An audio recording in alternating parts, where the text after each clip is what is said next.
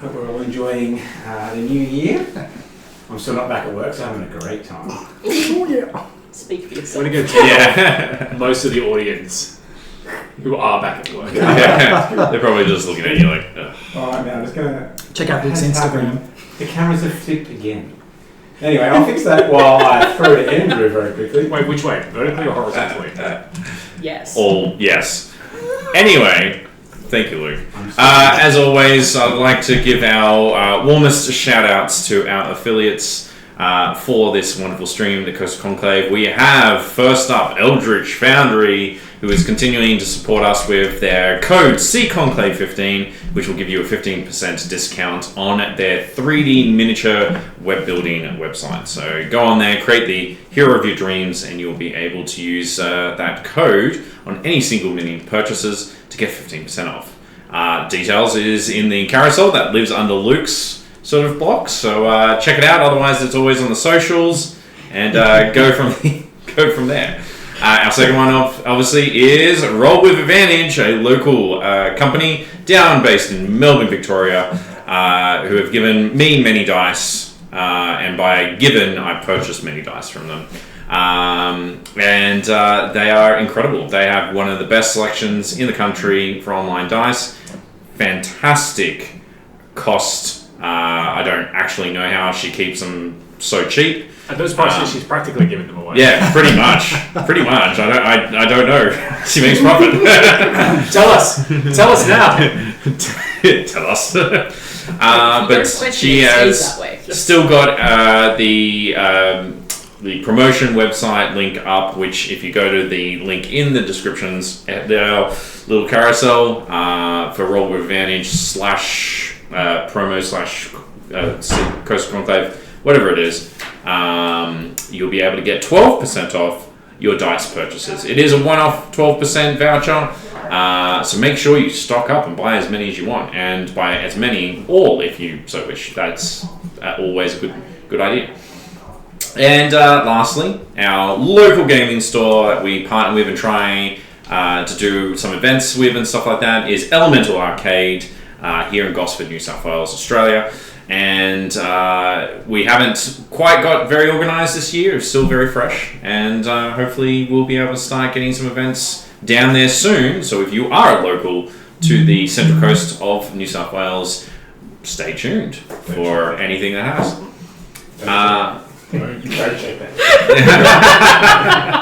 Sense shenanigans. And Redbubble, buy things. We have merch, stickers and logos and things. Lots of stuff on there. Yeah. It needs to be fixed up a little bit because the interface is not fun. Yeah, we'll get there. It's there. You know what? We should do the next stream. We should all wear the gear. That's what we should do. Be really on the nose about it. Yeah, we should probably wear it out. I want the fisherman hat. I get the fisherman hat and the t-shirt. And put stickers on the face. I will try and get a shirt soon, hopefully. Then I can look at the camera. The shirt today, unfortunately. Yeah, the shirt today, unfortunately, is a very yellowish, Aussie Day type shirt. We're obviously coming in Australia Day. You're obviously dressed in the wife beater. Yeah. Ready to sink a few tinnies, mate. Yeah. I'll say the Australian uniform. Yeah. He just needs a VB in his hand. He's set. I could be wearing my budgie smugglers, and you'd never know. I mean, we know. Well, I can see that. The tablecloth isn't that long. He definitely is. And with that imagery, back to you, Luke. Alright, we have recently been going around saying who we're playing, but you can see now I've put some very basic nameplates on for everyone. Now, they did flip around and float about the screen for a while there, but they should all now be placed in the right spot.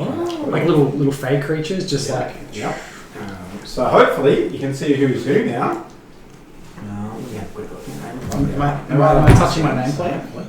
Yeah, where are they so we can point to them? Well, Mike, yours is about here. Andy, yours is here. I'm fastest. But if I do that, is that a little bit lower? Do you want Bruce to see? Yeah. Yours because I'm slouching. That's brilliant. So, they will evolve over time as we get things sorted. And hopefully people have listened to the arcane recap, but last week, the group decided to go and investigate a tavern in the dwarven city of Mordon, which was called the Hammer and Tongs, and was the front for a cult for Elindra, the Mistress of Madness. Isaiah decided that it might be fun to try and blow some things up.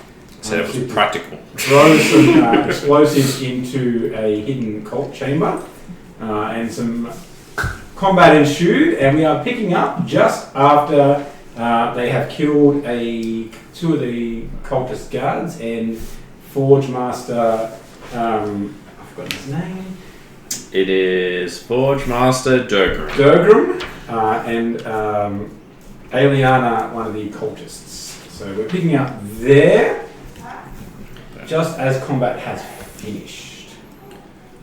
Is everyone okay? I sit up because I was down.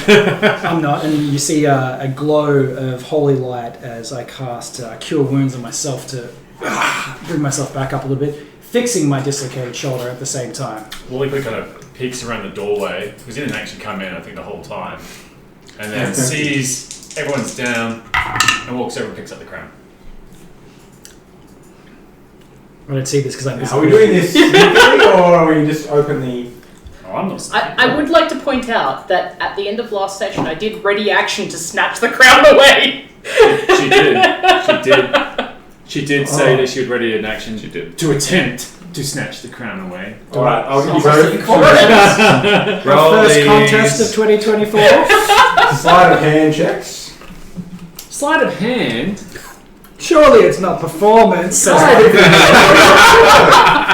do I need to do to perform this crown into my pocket? Interpretive dance. Here you go, Moira. I'll let you pick the dice. I'm going to roll. Oh, it has to be the tiny one. I am a dwarf. Yes. Falling right into my plan.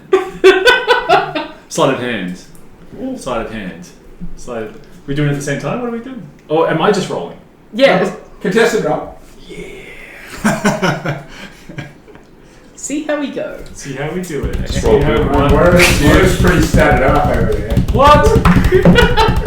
Oh. 15. It's a 7 plus 4. Alright, so how do you stop him, Moira? I will, because I've seen what touching the crown does. And you're... I am going to deftly hook my foot around it and just sort of pull it towards me out of reach. Hey. And, proceeds to very, very sternly, almost mother hen style, stomp my foot in front of his hand. I wanted that. I know. But you're not getting it right now. This is kind of aggressive. We've just started working together. Don't you think we're making some decisions here? Oh, yes, absolutely. But we've gone over how many decisions I make on a regular basis. Great. I go to grab it again.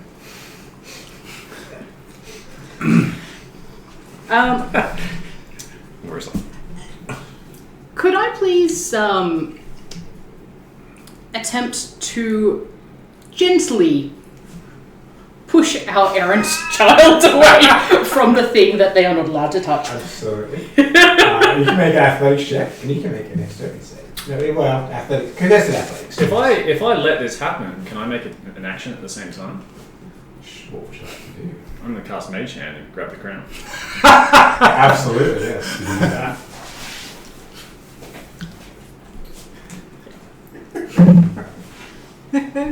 That's not great. So that's a 7. Okay. Right, you're letting it happen? You're letting yourself be shoved away? Yeah, why not? Tell us about the performance of Lollipop being shoved away by the dwarf Moira. If you've ever seen a Premier soccer match, I stumble back, shocked, grabbing my knee even though you didn't touch it. Yeah. Stumble on the ground. Oh! I'm pointing at her accusingly, and as I'm doing so, the crown is kind of lifting up from behind her foot and moving around into the shadows. And I'm like, I can't believe you just did that. I would like to do an action. You like hands on me. Yes. Why would you? And I grab the crown. Oh, yeah, What would Isaiah like to do? So as the mage hand picks it up, I shoot the crown out of the mage hand. Make an attack roll. And we shall see whether you're accurate enough to shoot. That is a 21. Have a quick look at the crowns. I mean, it's pretty good. Not gonna lie. So it does hit the crown, knocking it out of the mage hand. And it goes scattering and clattering across the floor. I just- of the, chamber. Why are you shooting? And Why I'm are like you stopping? getting myself up and sort of like emptying the casings of the empty ones. I'm just like, we ain't touching any fucking thing around here until we know what we're dealing with. You aren't Thank the boss you. of me. I know that. I kind of Get like back up here, please. scoodle on the ground to kind of clumsily pick up the crown again. Oh, I gave up trying to saddle this pony a long time ago. As in, I'm like, at least yesterday. and I'll shoot it again, like scattering it off to the side of the into a corner of the room. I'm all for keeping. Do you want damage for it as well every time I hit it? Or is it magical? It's not really gonna. Yeah, it's not gonna get damage. That's fine.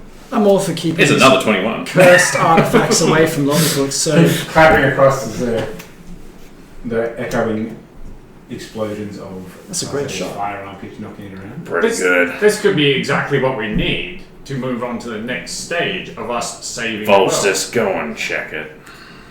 Okay, okay, just stop. I've got Hold some for a kind moment. of cloth or something in my bag, which I'm going to put. I'm not the one with the and, problems here. You I'll guys go are over being- and sort of assess the crown. Just I'll have a look at it and see if Don't touch it. there's a way to sort of see if I'll be able to like cover it up with cloth or something such that it doesn't have any power over me. That's You that's be able to one wrap thing. it in the cloth easy enough, so you don't have to physically touch it. Okay. I hold it up and I look at Lilliput and I go, I tap my nose. ugh, and I stow it away. Wink.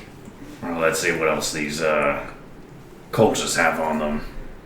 But like I said, don't touch anything with your bare hands. That goes especially for you, Mr. Seeing Eyes of the Mister and stuff like that. I just saw you touching your gun. You're breaking your own rules already. That's owned by these individuals, not myself. Oh. Sorry, should be more specific. No, he's just playing with you.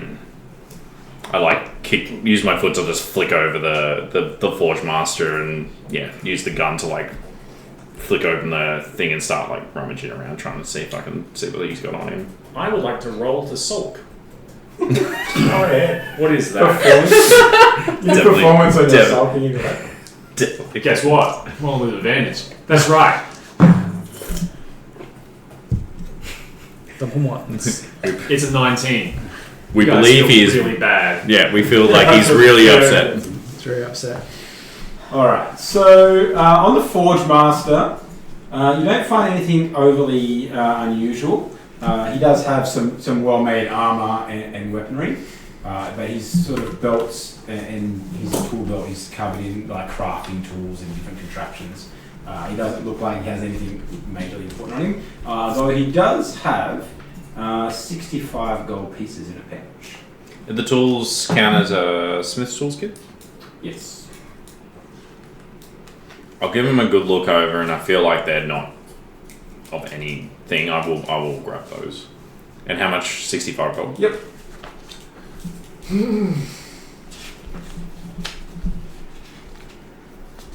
Okay, look, I'm sorry, but you're not yourself right now, and I don't even know you well, and I know that. Doesn't really show a lot of faith in me. None of you have given me any reason to show faith in you at the moment. We've only just met. You almost stepped on my fingers. Keyword almost. Trust me, if I wanted to, I could. You asked me to trust you, though you don't show any trust in me. I actually haven't asked you to trust me, to be fair. You literally just did.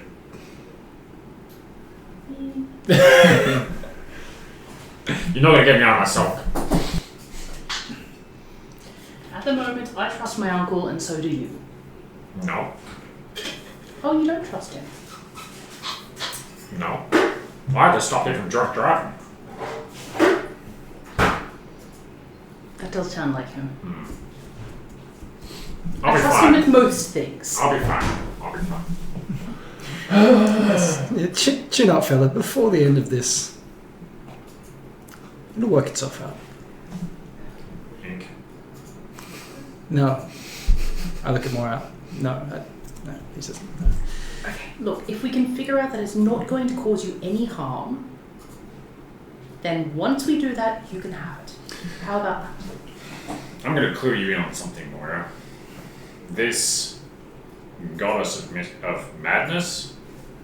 Yeah, the madness one. Yes. She has no sway over me. I may have drunk her little drink.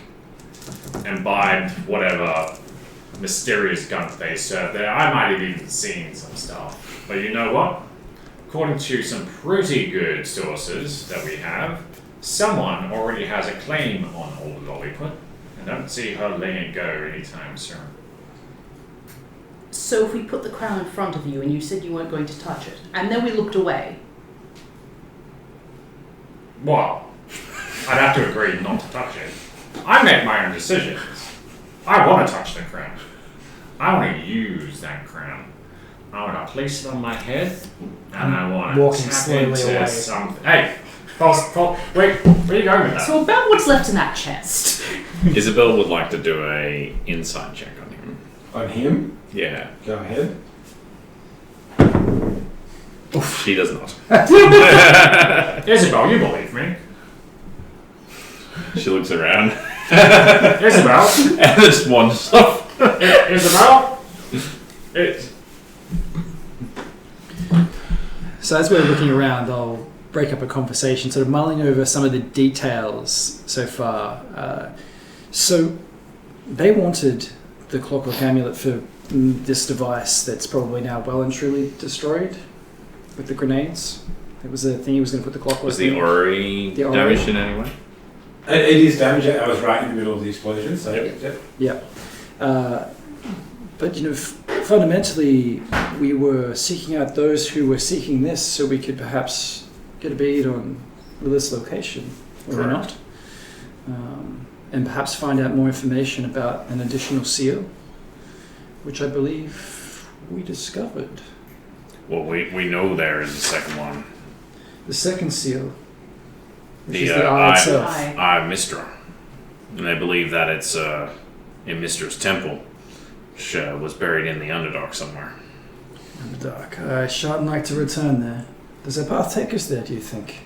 I don't think it does. If you want to find your little lady friend, she's not part of this group. The cells seem to be like, from what I could tell from him, he's mad, but he's they're definitely operating kind of like a spider network. It's in like each thread is obviously tenuously connected, but there's a As I- different. Spiders might be... It's a little too soon for at least one of us, so perhaps downplay the spider talk. Yes. Spiders, right? Oh yeah, Underdark. That we see what you're talking about. I feel he meant on Lolliput's background just a little bit. Oh, yes. A little sensitive time, the Soul King, it's probably all connected, if you know what I mean. But yes, Don't seem generally upset. yes, they do seem very well organised, perhaps connected, if you will. Well, look, we know of one.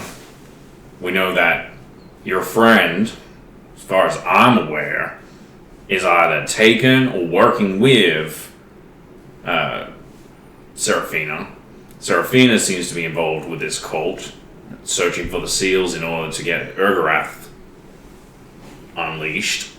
We know that, from what Aradon could tell, the seals are kind of more like a magical weakening sort of device, so they don't need, like you said, if we destroy one or keep one safe, that may not be enough. If they could probably weaken the prison with two enough and get him And out. still extract the demon, yes. Which means we need to at least probably hit one more space. Now, I don't mind if we want to quickly seal this one away, so it's not just on ourselves when we go after the second one. But when we go after that second one, we might very well find your friend. Yes, well, If not, she's in the third one, and we'll not need to figure out which one that is, and whether or not you feel you have enough ties that bind you to actually go after her. Because once you seal away two, your mission for saving the world is essentially over. as in were successful? Prison can't be broken with one, as far as Aragon is concerned. Not unless they've got other ways to get in. That's true. Any weakness is a weakness. Your friends. Yes. So, from what I gather, they were in the city last when you lost them? This city? We're not sure. We just know that they're connected to the organization that is looking for the artifact that Aradin manufactured copies of. So those are connected. She might have been here, but, and correct me if I'm wrong, we don't have any evidence. It was more of a hope. Okay.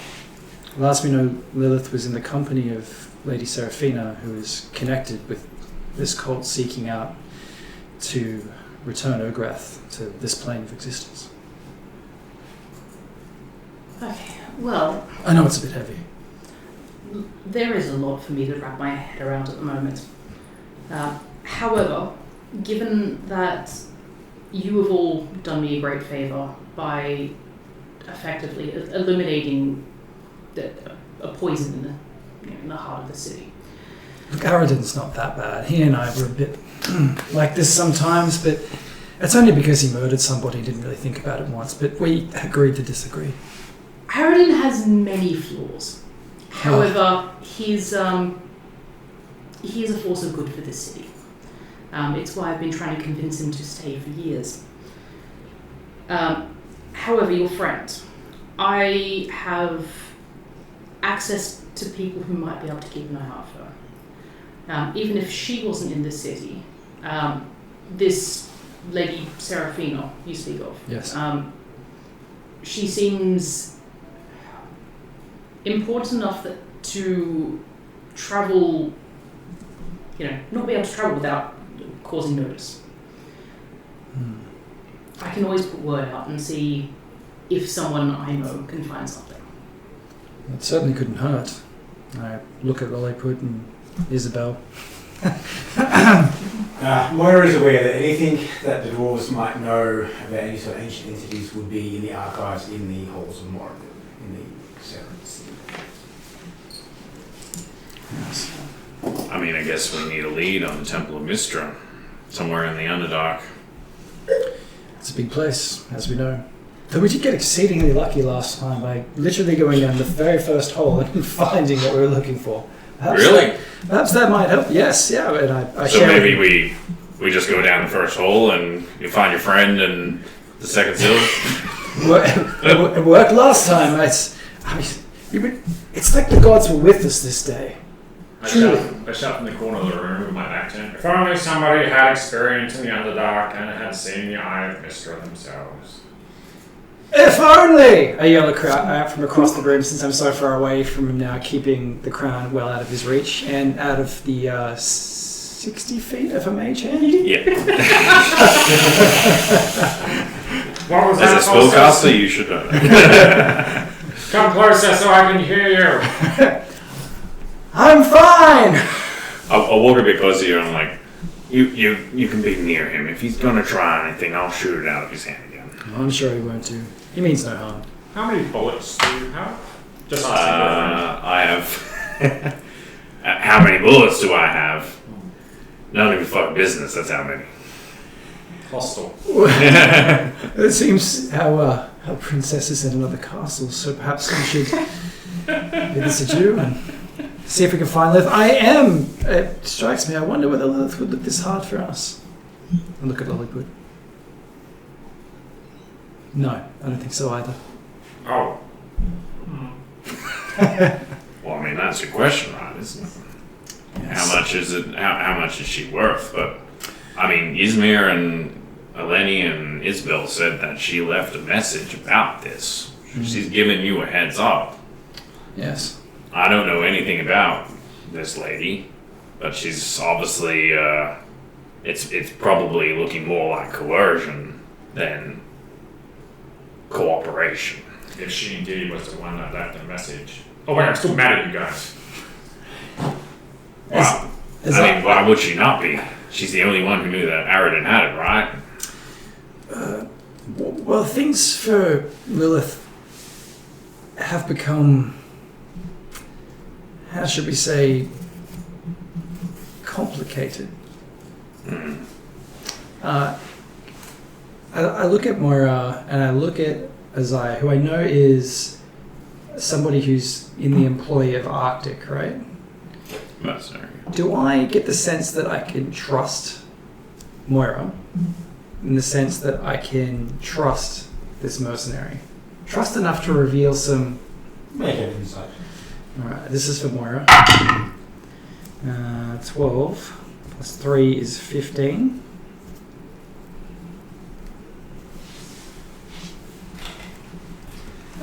Given the relationship with Arabian and the actions that he's taken so far, you feel like it's probably safe to confide in Moira.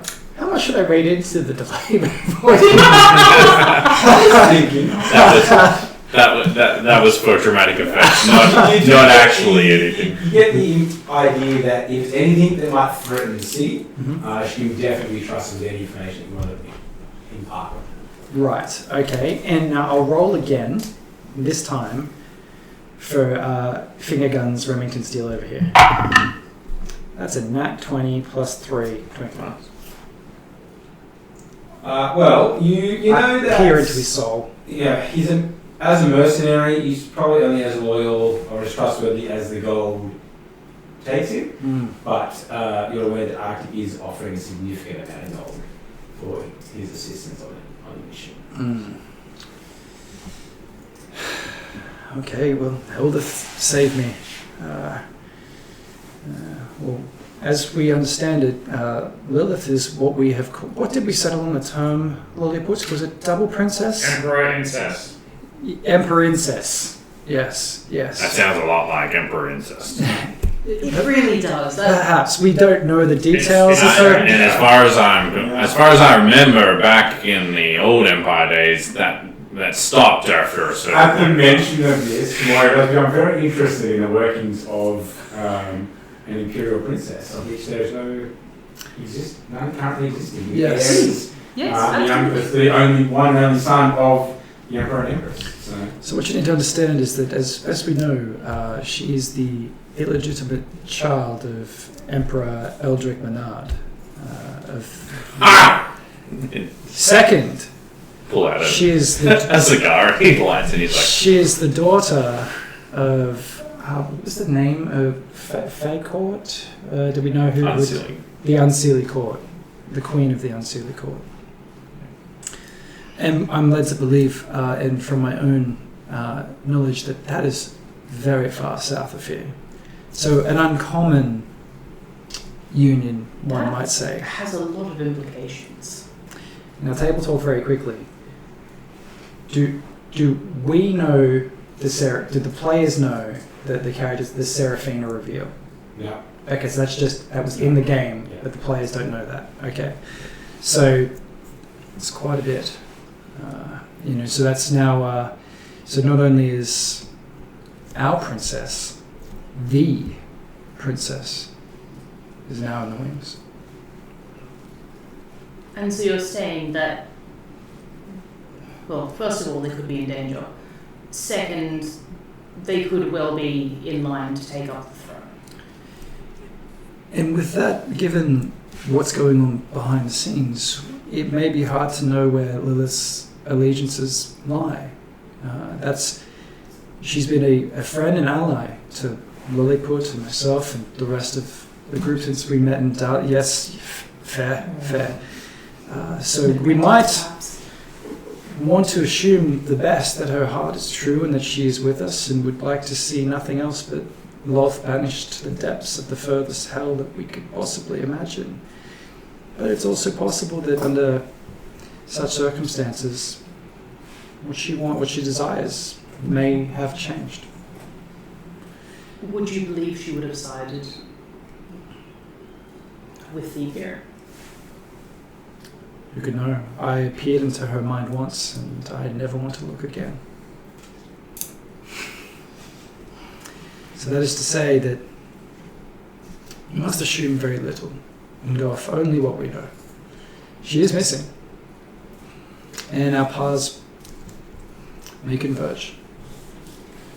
So, while I will not necessarily, I will not go back on my part.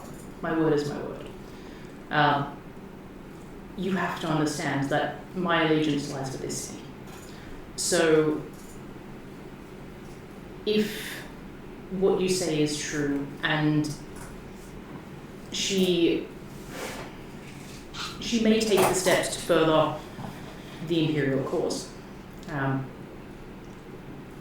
furthering us under the thumb of their power, as we have been for many years now. I've seen this city fall from a flourishing forge to nothing but dying embers. I joined here 50 years ago. It is different. So, seeing the cities fall, my only aim currently is to see it flourish once more, and it cannot do that under the thumb of the Empire. Well, one might. I agree. Of course, we have discussed amongst ourselves that the triumvirate which they purport to support is very out of balance. That Eldith is even a part of it makes no sense to me. Tempest is strong in the Imperium. However, with the alignment and the pending resurrection of a deity such as Lolth, all living creatures, all are at risk. Not just Dwarf, not just Mordoon. We'll look at it this way. We need to go get that seal anyway. You need better answers about what the hell her angle is. If she's there, we're going to get that opportunity to find some closure. Yes. We just stick to the task. Work with the information we know. That's all we can do. And Lilliput, stop sulking. Doesn't suit you. No sulking. No sulking. So we head off looking for information about this temple of Mistro. Do you know if you've been in the city for some time? You got any leads for Princess Yeah, no, I got that. A lot of these princesses of the city. Princess of the city, princess of the Imperium, and the Unseelie Court. I mean, I'm still processing it's a lot. It's a lot. Trust me, the title implies a lot more than I get. A princess of Sulking. You do make a lovely princess. Thank you. Any idea where we might be able to find some information about a Temple of Mystra hidden in the Underdark? Dwarves have some pretty good archives, Correct. libraries. So if we can manage to make it there without arousing suspicion, the archives would be the best bet. I can likely get us in, but the matter is currently of making sure that none of the patrols or the men aligned with my father suspect something's off. My position here is carefully cultivated in that he knows nothing of what I do when I'm off doing my ladylike duties. Punching Arad in the face. He deserved it. So we have to be discreet, is what you're saying? Correct. So Discreet I can do. potentially less explosions, more Well, I'm out of asking my cap. nicely. Well, I got a blasting powder. The grenade's gone. But I can likely get us into the archives without arousing suspicion, and we'll see what we can find from there. Look, if it comes down to it, and you're like we're made or anything like that, are we doing the whole thing? Do you want me to just like grab you and just be like, "We got hostage," and that way you're not really implicated in any of it? Or is that a problem for the four of us?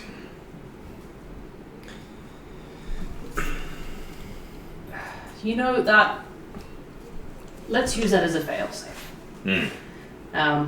I can do more for my people here than I can if I'm exiled or, God forbid, in the dungeon somewhere. because, well.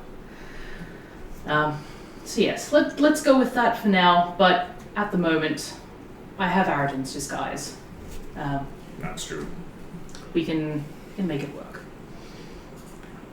Before we leave, I would like to cast Detect Thoughts on Lolliput. And I seek to understand what is going on inside his mind as it portends to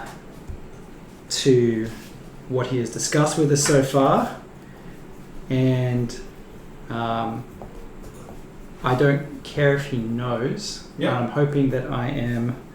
well, I've got 30 feet of distance from him that I have to move back into, so I'll walk in within 30 feet. And if he tries to approach me to stop, I will continue to back away. Alright. So, He's got a whiz initially you're save. going to surface thought, so you're pushing straight away. I'm pushing straight away. Pushing straight away, alright. So, And my motivations are simple. It is literally the end of the world and we can't leave anything to chance. So, I will get you to make a wisdom saving throw. Interesting.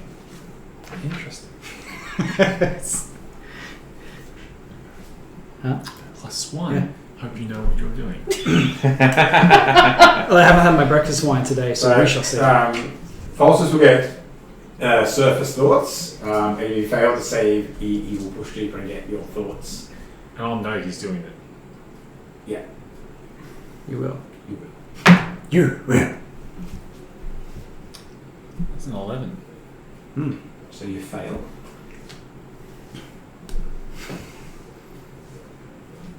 Falsus. Go. It's not that I don't trust you, my friend. I don't trust Mistra. I don't trust the Goddess of Madness. Don't do this, Faustus. This is crossing up. It's not supposed to do that. It's just his performance. Something's wrong with my connection.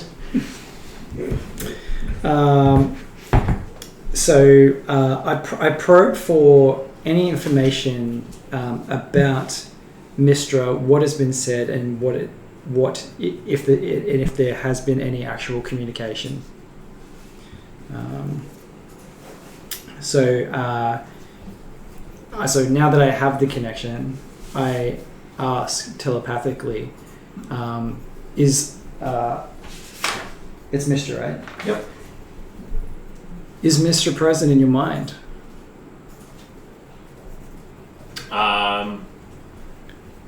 So I respond to that? It shapes the course of your Your thoughts. thoughts will focus on that. Yeah. I mean, you see the eye of Mistra. Well, what Lolliput interprets as, and it's not an object, and correct me on any of this interpretation I've gotten wrong from the last session, Luke, but it is in fact a beautiful eye in the darkness, a singular eye, and you just see it wink at you. That's disconcerting. Okay, is there anything else that comes up before I ask my next question? I think he has to do another save, right? As a part of that, though, superimposed over the top of that eye, you do see a strange symbol, which is a series of elongated spirals that twist and turn in unpredictable patterns. The spiral is not smooth but jagged with sharp edges and erratic curves. As it extends outwards, small spirals break off from the main one, creating a sense of fractal madness. Within the spiral, there are some subtle depictions of eyes that not dissimilar to the eye of Mistra, but certainly not the same. Many eyes. Many eyes, much smaller than that eye of Mistra, and they vary in size and shape.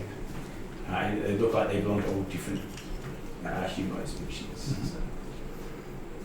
Okay, so that's wild, by the way. That creates some very disturbing images in my mind. So my next question is, and I'll make this verbal, are you being compelled in any way? Do you have a connection with Mistra? Is she inside you, Lolliput? So, no. No. You want an absolute? You get that idea that while there is, a lingering presence, they're certainly not in control of them. Being touched by perhaps the shadows of. If I can add something to that, when you mentioned, so it was Mistra that was, yeah. You sense an eagerness, but no, maybe a desire to test, with no compulsion. Right. Okay. Break the connection. I'm sorry, friend. Not yet. You don't. Oh. I am furious with you. There is clear hurt and outrage on Lolliput's face, and it goes beyond any of these performances that he's put on so far. What? Cross the line?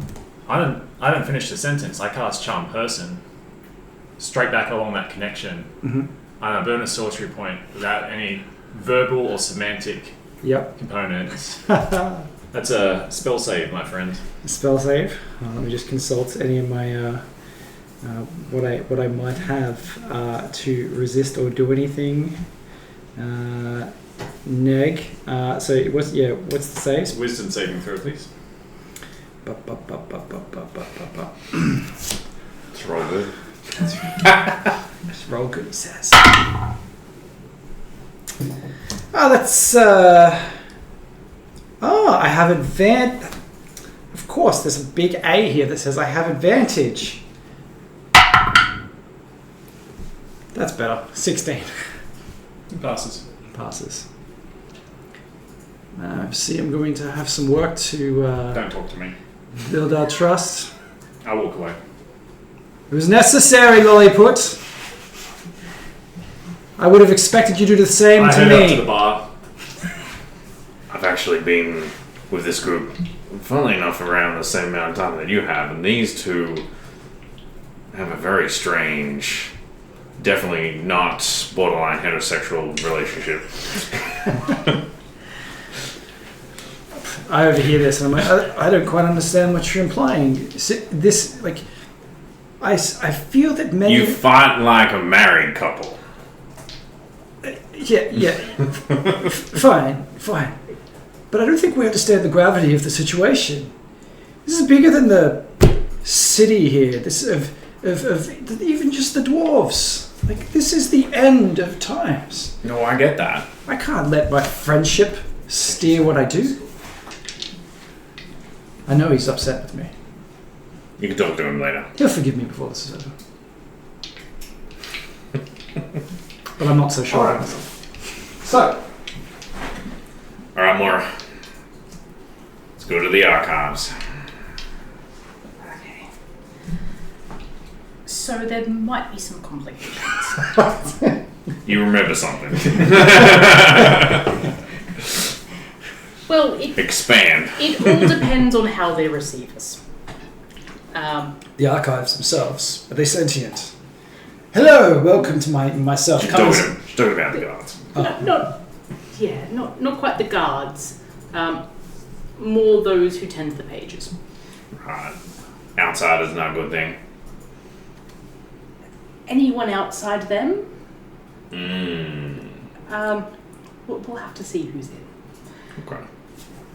Look, I'm happy just asking the question. Play it here afterwards. So we'll make our way towards the archives. What's out of battery? okay, so, yes. When you guys go to the top of the bar, Lolliput is in there. The tavern that you entered in is currently in disarray from an earth-shaking explosion.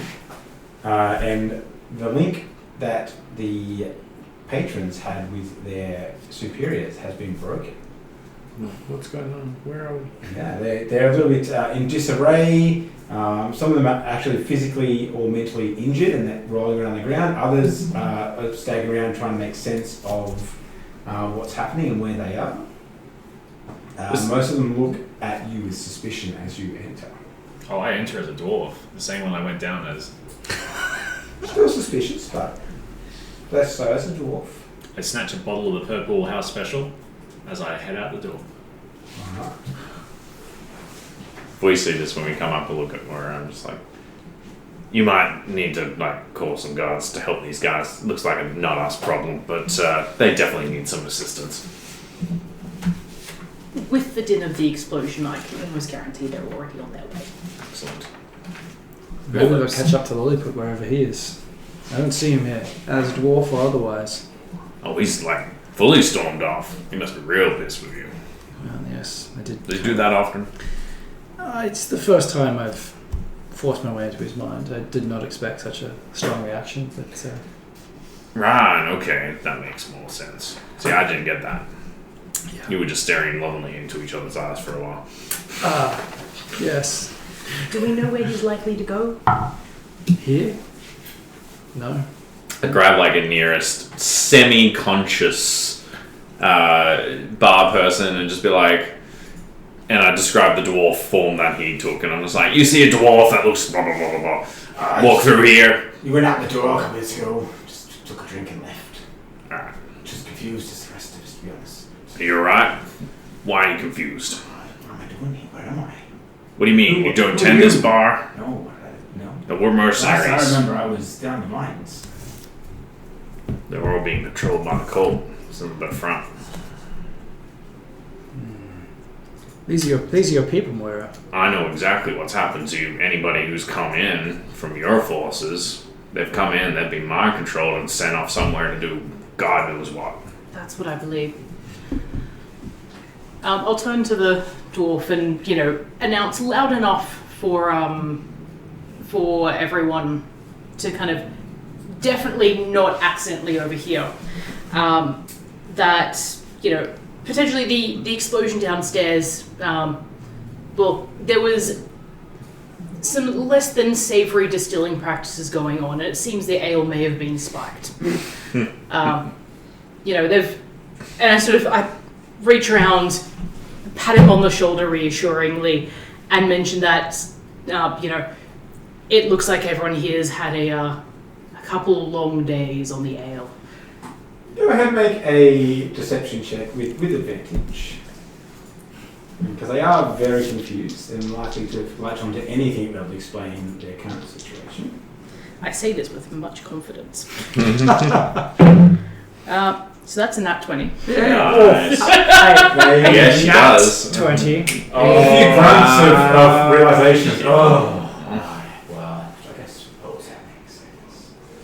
They probably They're did. still a bit disoriented, but they accept the explanation and sort of begin slowly making their way out and checking their belongings and things like that. I never thought I'd agree with the taxing of distilleries in the city, but maybe it's for the best. As we wander on out, I ask you a question just quietly. Is it politics? Why did you lie to them? Comfort. And I let it go. If they knew the truth of what was happening, then... They would know the truth of what is happening. And they would threaten to be able to do nothing about it. Yes, I know you're the prince. That's not my place to say. Princess of the city. Yeah. Let's go find your friend. It's like I remember myself for a moment and I just let it go. Okay, so as you traverse the dimly lit passages carved deep into the heart of the mountain, the air becomes infused with the earthy scent of hewn stone and echoes with the distant sounds of hammer strikes against anvils as way stronger sounds. The walls are adorned with intricate reliefs depicting the legendary tales of Moradin's creation of the dwarven race and their forging in the fiery depths of the divine forge. The stone underfoot is cool and smoothly polished, worn by the countless steps of dwarven pilgrims who have made this journey to these sacred grounds. The rhythmic sounds of chanting in Dwarvish resonate through the cavernous halls, melodic hymn dedicated to the All-Father, Moradin, guides the party deeper into the mountain's heart. As you progress, the passageway widens to a grand vestibule supported by colossal stone columns, carved into the likeness of dwarven warriors in regal armour. Each column bears the weight of the mountain itself, a testament to the strength and endurance of the dwarven spirit. Above, a vaulted ceiling stretches into the darkness, adorned with intricate patterns of dwarvish runes that seem to pulse with anotherworldly energy. As you enter the forge chamber, a colossal cavern bathed in the warm glow of molten lava flowing from the great furnace. The divine forge said to be the embodiment of Moradin's creative essence. Dwarven blacksmiths, their faces aglow with the fiery reflection of their work, toil ceaselessly, crafting legendary weapons and armour under the watchful eyes of the Allfather. Beyond the forge, the halls open into the grand archives, where shelves upon shelves of ancient tomes and sacred skulls are meticulously organised. You can see dwarven scribes with long beards adorned with ornate braids moving about, recording the exploits of heroes and the teachings of Moradin in meticulous detail. The door is heavily guarded, and as you approach, 2 dwarven guards step across to block your path. As we're approaching, I will drop the glamour. Given what we discussed, as I drop it, I'll sort of We'll follow your lead. yeah, I'll elbow our erstwhile gunslinger, and just remember what we mentioned.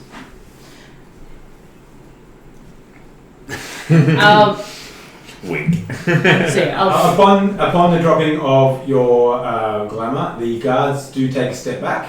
One of them hurries off inside after a bow to retrieve the High Priest of Moradin. and now we wait. I look around casually trying to see if I could spy Olliputs either in drow form or in whatever dwarf form he was before. What is the Lollyput up to at the moment? There'd be sad music playing. Nobody loves me. Yeah. Trouble of Sheen. As Lolliput finds a somewhat unused level of the city and just wanders around, kicking stones, occasionally taking a swig from the purple bottle.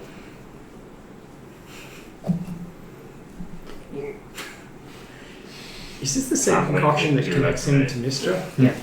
Classic. Amazing. Yes. I'm literally, okay, I'm not even going to think about what I've done here. It is, indeed. I thought Hostas was my friend. For him to violate my mind. I like to think that, good Faustus appears on your shoulder and it's like, hey, Lilliput, I really am such a good friend to you. No, you're not Hostas. And then a bad Friends Faustus wouldn't do drops off the that. other one. Yeah, but I read your mind. Yeah, you did. I didn't even ask. I'm like standing in front of like a kebab cart, I'm swigging from this purple bottle. Why would he do this to me? We had such great times. I thought I could trust him. He ravaged my mind. Why? Why? we can cut there, or you can tell me what the kebab guy would be doing. Yeah. Okay. I was about to say, as the kebab cart proprietor. Well, I think you should forgive him. It's that random sage advice from the elder. With the guards that were on the door, do I recognise any of them? No, it's difficult to tell because they wear the heavy armour of the Blades of Moradin, which covers their entire face and head, and it's just a heavy mithril armour that is well polished and meticulously maintained. So it's very difficult to see who they are. I will, for the one that remains, so as we wait, I'll sort of incline my head in the sign of respect, and try and gauge, see if there are any clues as to whether it's someone potentially I recognise and can trust, or... Make me an insight check. Yep. Returns a deeper bow in response, but... that's going to be a no. Not too sure. Yeah. No. You do know that the guards here are sworn to Moradin first. Yeah. And then the Dwarven royal line second. So. All right. It takes a few minutes, but the High Priest, who you recognise as Olgrom Earthblade, in his heavy white and gold robes, appears. He looks quite flustered, and you can see he's an older dwarf. His hair and beard is entirely white, streaked with grey, and heavily wrinkled brow that hangs down so far you can just barely see his sort of soft, dull blue eyes looking out. Oh, Princess, what brings you down to our archives? As he strides forward, Moira will step forward, meet him with head bowed. All Father bless. Your Eminence, it's good to see you again. All Father's eyes upon you. It's lovely to have you here again. I see you bring companions. I do. I wish to ask a boon of you. In the All Father's name, we wish to access the archives. I'm sorry, but I mean, you can go straight through, obviously. They'll have to face the crucible to prove their worth to Moradin before they access his knowledge. And there's no way whatsoever that can maybe be overlooked just this once. Sorry, Princess, you know the rules. I know. Moradin's will be done here, no matter who is what your station in life. I do understand, but really? You go with the pretty please. Can you just like not? Crucible. There is a small hiccup. Yeah, you said that. And when I think crucible, I think forges and fire and things being tested under great duress. I believe the term is tempering. Yes, Yes. that. So we have to go through some trial in order for us to get access. I think that's fine. Yes, so Moradin requires that all who gaze upon his knowledge and who gain access to his inner workings I understand. prove themselves. I don't want to cut you off. It's not like a Moradonic escape clause when, and I hate to sound alarmist, when it's the end of the world. And I'm trying to find a nice or polite way of saying that we perhaps do not have time for this shit. Your Eminence.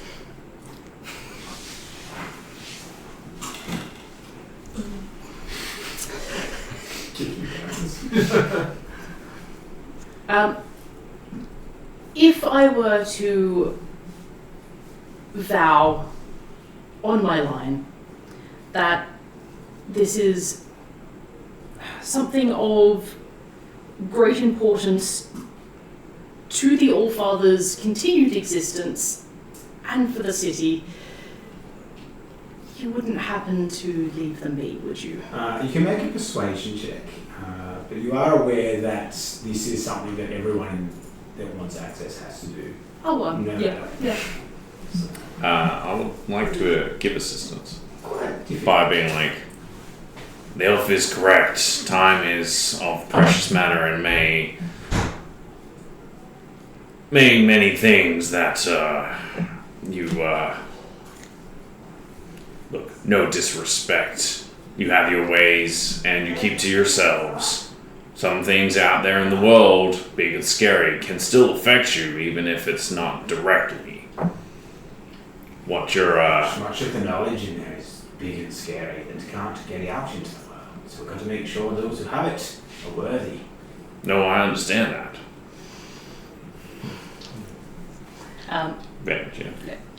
Yeah. I help him. That is a natural 20. Yes. On a different die as well. All right. And With the sweetest fluttering This is princessy lashes, and definitely not relying on the knowledge that the high priest has watched Moira basically grow up from a jelly bean that was running under his feet, and pretty please. I sense your urgency in this, my lady. I suppose I can let you through. On your word to cover for these, if they prove unworthy. I understand the consequences. So come on through then. I'm about. I'll just be with you. Thank you. I tip my hat. We might have to take a quick break Yep. now, because I was going to do it because you're going to have to do the trials. Right now. So we will just take about a 10-minute break. Be back very soon. So hopefully we see you shortly, but we will not be too long. And thank you for joining us. See you soon.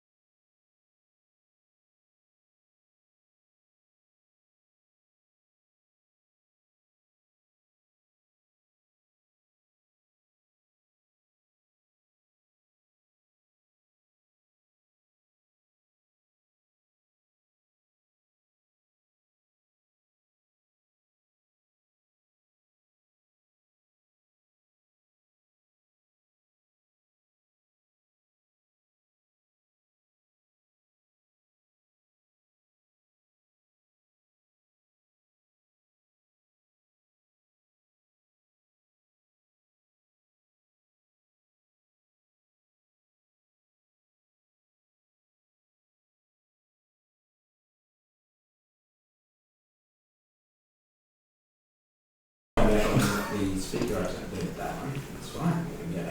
Cool. All right. Just before we continue, a little point of order for Isabel. As a part of her pilgrimage as an acolyte of the Order of the Seven Sons, she has wandered off because she is required to go and meditate at a number of landmarks around Etheria, and this is one of those places. So she's gone off for some quiet contemplation. Sounds So like she she's filled having her an pilgrimage to become a full member of her order.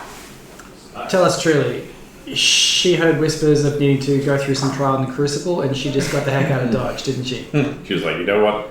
That's enough. I think I've heard enough of this group. I've had explosions, near-death experiences. Oh, she was eaten by something once, right? Oh yeah, that ugly The bear creature. bear zombie thing. Oh, yeah, that's great. Anyway, See I need to episode bring one- I need to bring 11. those back.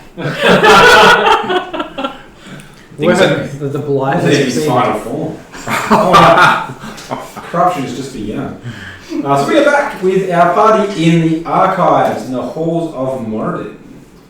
We have been led in by the High Priest Olgrim Earthblade, who takes you to a small group of acolytes who they all look very, very young and nervous at the approach of the Princess Moira Deepforge. And they start to sort of eyes go to the ground, and they're sort of twiddling their thumbs and sort of doing everything they can to avoid looking directly in her eyes. And the high priest looks at them and says, "The princess has important research to do. You will assist in retrieving any books that might assist in her search." They all sort of give a sheepish nod and mutter under their breaths, refusing to maybe make direct eye contact, a little bit intimidated by a princess who's roughly their same age. Maybe a little bit older. Looking around the archive, I imagine that Moira would look quite comfortable, having probably been here before. What do we see? What do you see? Now I've got to get through all of the trials I was going to give you. Alright! There it is. Yeah. Send a bunch I of like had heart it shot in emojis on camera as well. and sad faces for the So the DM. archive in the halls of Moradin are a vast repository of dwarven knowledge. You can see that there are thousands of years of recorded history here. They're meticulously organised and guarded by the most devoted scholars and sages of the dwarven nation. The air is filled with the scent of aged parchment, and the shelves are lined with tomes chronicling the history, traditions, and secrets of the dwarven people. You can see there are aisles upon aisles of shelves with scrolls and arcane tomes and heavy.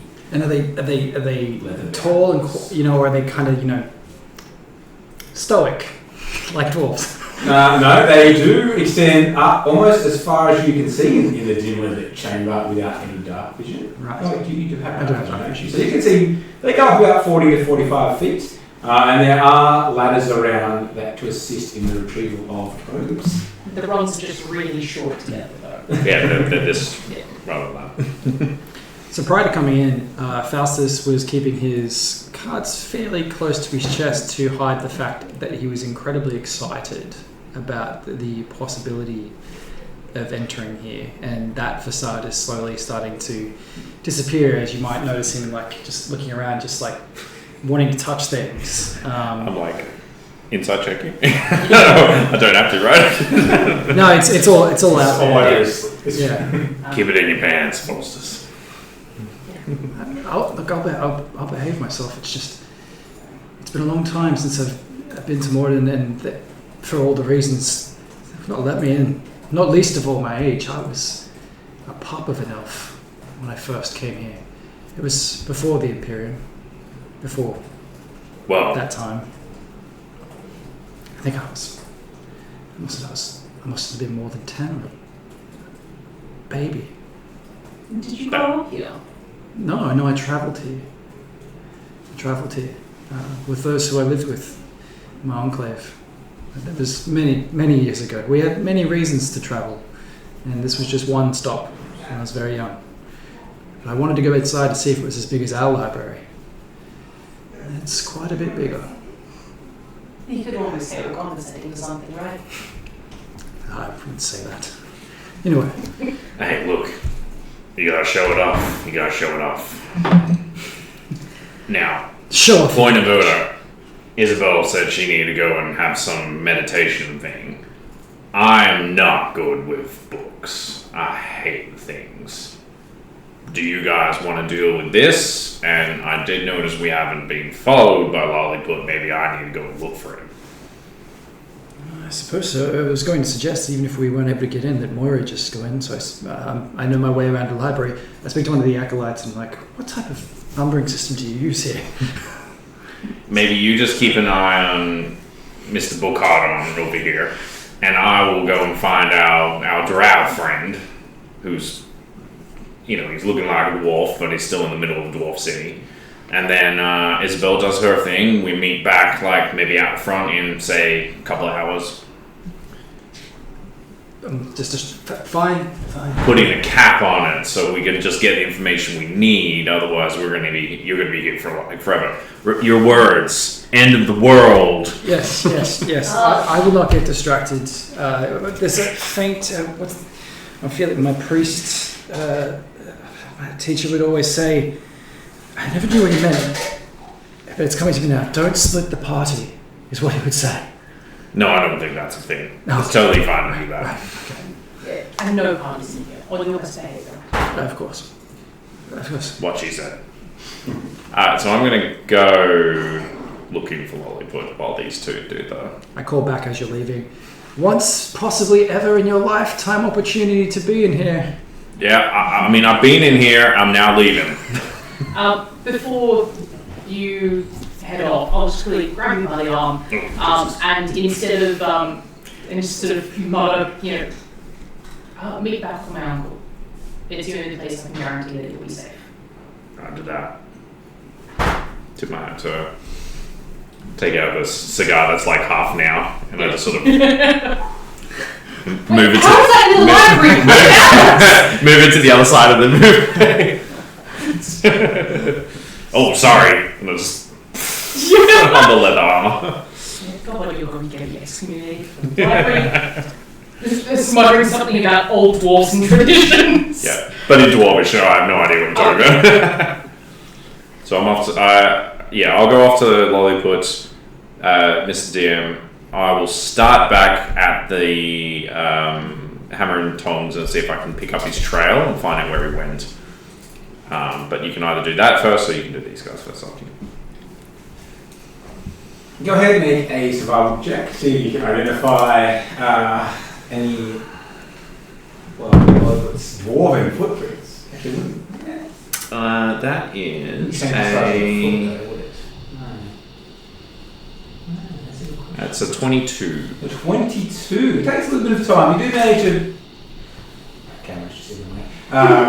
Pick out a set of footprints that look larger than the other dwarfs and begin to follow it. And where does he find? I think you would probably find the trail leading to a food vendor.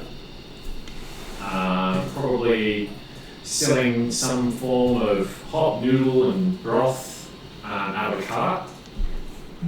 And there's a crowd gathered around the cart. Of course. As the vendor kind of hawks his wares.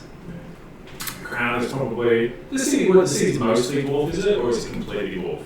Almost completely. Yeah. You haven't seen anyone other than dwarves so far. So yeah, it's all dwarves. I'll approach. Just sort of trying to have a look. Sorry, I'm looking for this. There we go. So I'll approach and sort of just try and get a gauge to see what the commotion's about. How many?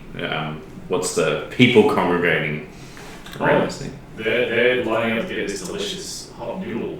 Oh, it's just for the noodles. Yeah. It's not. There's nobody spruiking wares or anything like that. No, cool. No, just a physical food cart. No South African sounding people selling potions or I'm gonna South Africa. I'm gonna look for South Etheria. I'm gonna look for the description of the dwarf that I know he's taken the form of. I I like to think you're going to find him sitting on a crate. That could be an investigation. Perception. Perception check, yes. See, I'm touching people. telling a story of betrayal.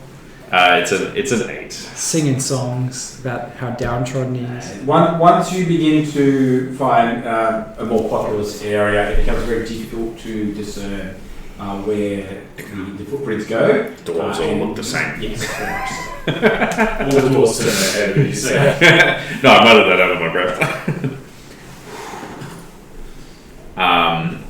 Yeah, I'll just I'll keep an eye out and just sort of see if I can. I remember what the bottles from the other place look like. Yep. Yeah, I'll keep an eye out to see if I can find any dwarfs that's holding one of those bottles if I can. Alright.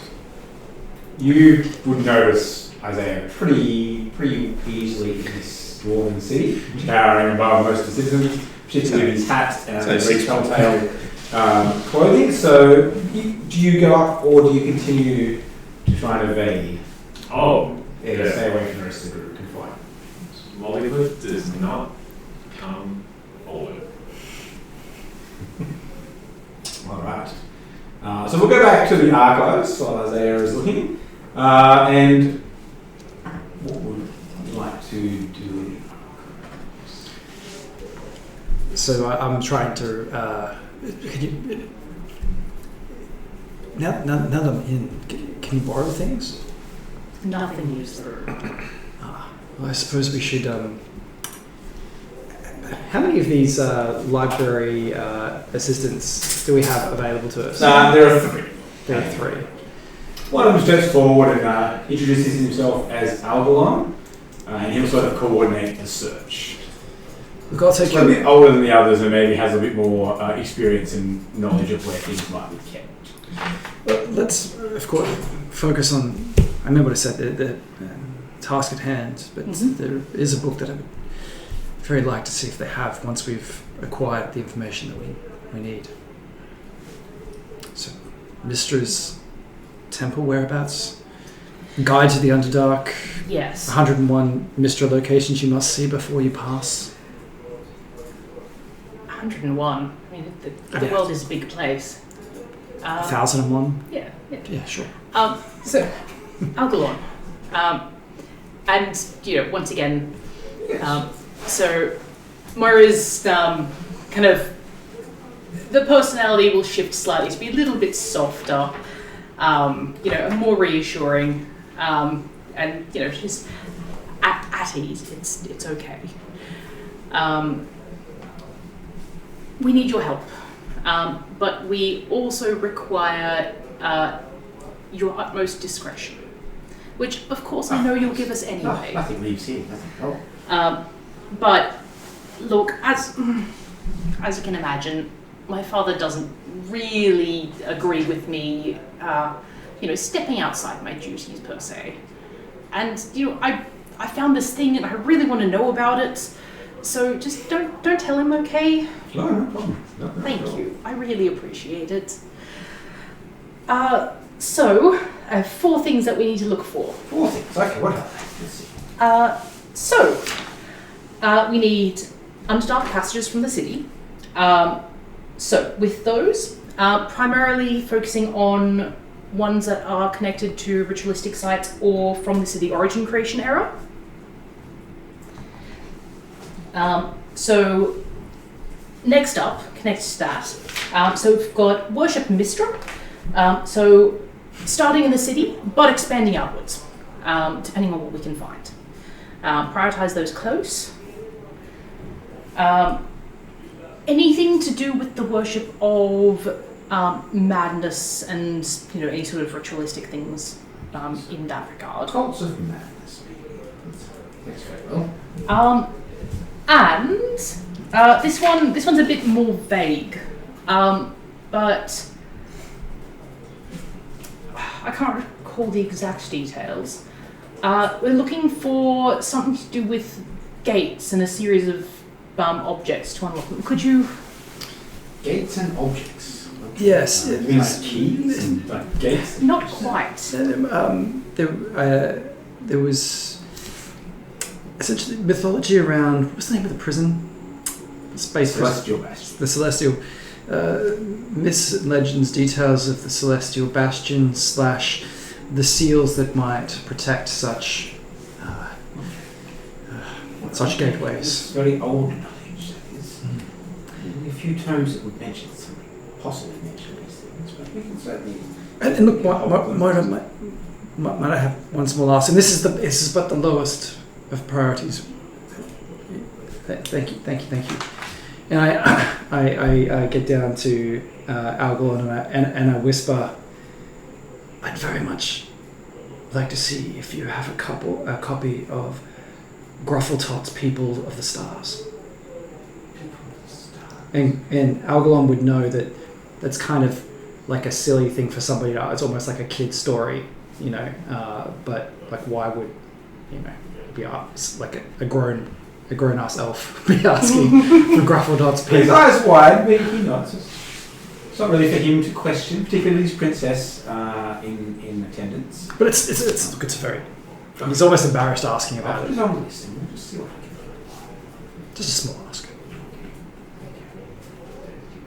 Right, so Gruffletot. As you lean into the microphone and be like, Gruffletot. I need a check on a Gruffletot. Shout over to the Just next for the table. children's 5 or section, 6. please. People of the Stars. Okay. Give me some time. I'll see what I can find for you, and I'll bring them here. Come. We'll get you to some tables and some chairs, and I suppose you probably need some lanterns and things to read. It's quite dark here. And perhaps a breakfast wine. No drinking at homes at all. What? No, never. Outside the tomes is an entirely different matter. I'm sure he is dwarf.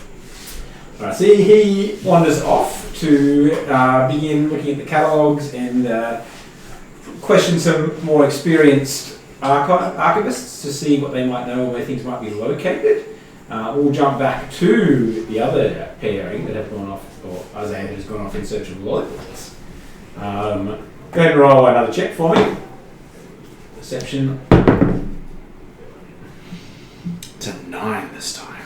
Wow. I'm going to roll a stealth check. Struggling a little bit. Performance, because you're a dwarf. Or am I? I could be anything. I could be anyone. Apparently I'm still a dwarf. That is a 9 plus 7, 16. Right. No luck in the search. Lolliput is hell-bent on staying hidden and having some alone time to mull over his thoughts about his mind being invaded by... I keep looking, but yeah, well, Alright. I think I've got something. Almost an hour passes in the archives before Algalon returns with a pile of books. Now, I will get... Nat, could you roll me 2 d10s?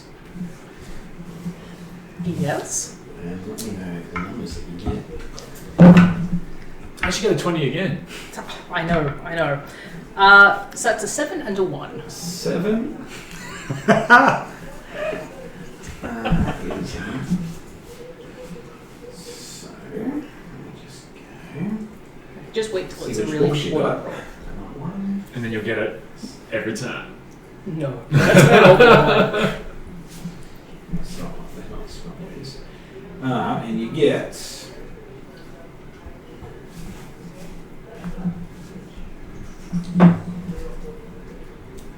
that one.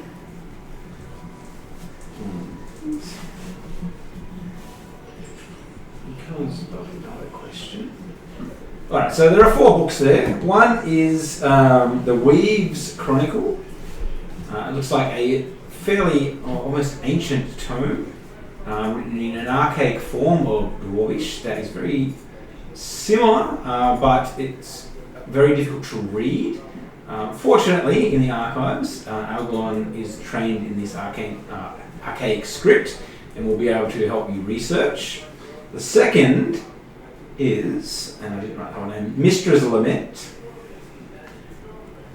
The third book is called Whispers of Lunacy. Elindra's Chaotic Embrace. And the fourth book in the pile. What else did you ask again? Is a more of a blueprint of the city and all of the tunnels that lead directly into the Underdark, of which there are very, very many of those, and probably hundreds in total when you incorporate the depths of the mines that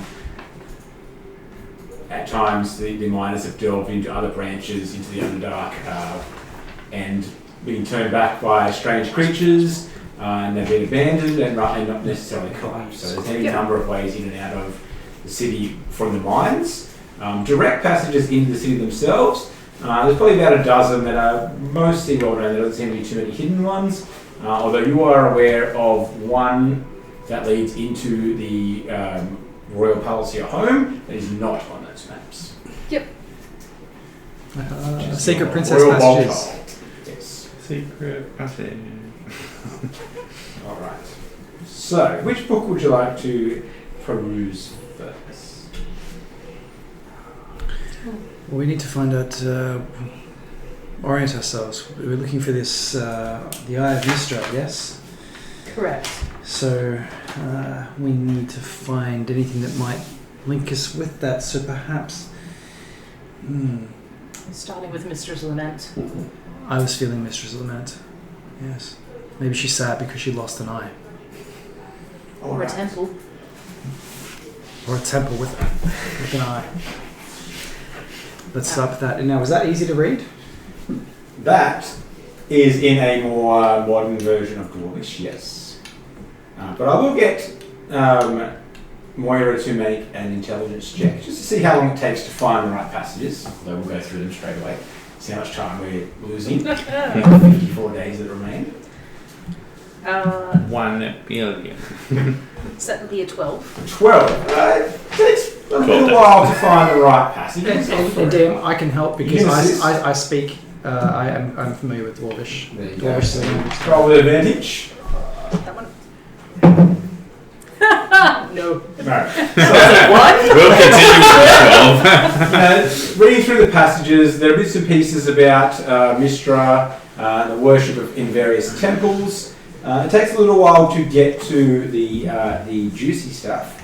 Now, I'll just work in time like that. There's one document I don't currently have open for us, but it comes to a point where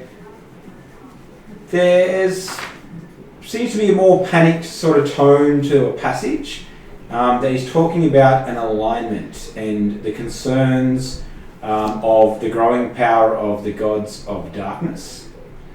And there's mention of a city that is called Ath al-Fahim, which it takes some time even with Algalon's assistance to translate that into an ancient dwarven dialect for the city of creation.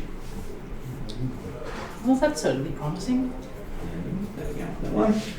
So, and I forget how long I said the previous alignment was. So we'll go with, around the time of the last alignment, the gods of the law and order, particularly the triumvirate, began to exert their control over the other gods, forcing them to create a series of magical seals and prisons within that city itself. 1500 years. 1500 years. It was There 1,000. it is. There it was. This didn't make the right thing. Alright, so you learn that information. What was that last part about seals? They- In the city of creation, that's where they create That's where they seals. create the seals. Correct. And the gods that were imprisoned and forced to create those seals were... where did it go? I'm having a shocker with my documents. Mistra, Tidus, and Moradin.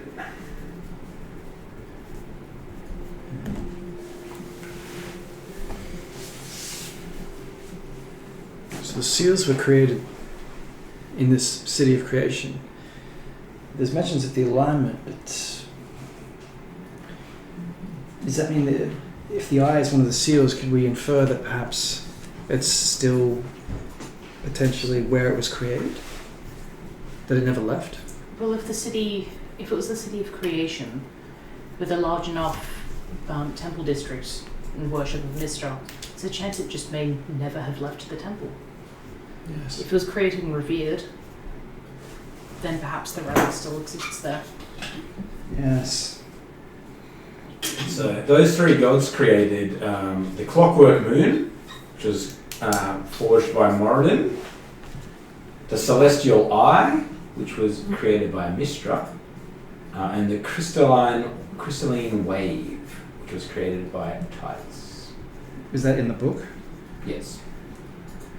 Right. We now know. So we know of, so we know of them. Obviously, we don't know where the crystalline wave is. No. But we know. We know what the eye of mystery is, because it's in the temple somewhere. Yes. Perhaps. And these gods, around the time of the last alignment, sought to seal away some of these gods of darkness. Whether they could have locked them away forever. And so this lines up with what you've found so far? Yes, I believe so. And just confirming that all lines up with what we know so far? Yep. Yes. I say more confidently, having consulted with Eldith very quickly. Not a single person, any of the scholars or the party have heard of that city, Ath Al-Fayyim, before. Yep. Okay. Could I potentially send another one of them back out? Yep. To try and search for anything in terms of references for the city? Yep, absolutely. For both either the city of creation or Ath Al-Fayyim. Absolutely. And while that's happening, perhaps we look next through the Weave's Chronicle. Perhaps it may tell us of Mistra, maybe how she came to be there. If it is truly a chronicle, maybe there's any timelines or other cities that it might mention might lead us in that direction, perhaps. We have to wait anyway. True. So looking through that. This one was hard to read, though. It is, yes. So you find references in the Weave's Chronicle to an entity known as the Fate Weaver, who appears to, I'm saying Amala again, appears to come around every so often when big things are afoot and try to manipulate them to achieve a desired outcome. Its desired outcome? It just says more reference around the right sort of outcome to continue that creature's existence. It's not always in its best interest, victory and sort of spoils wise, but to continue in essence existence. Yes.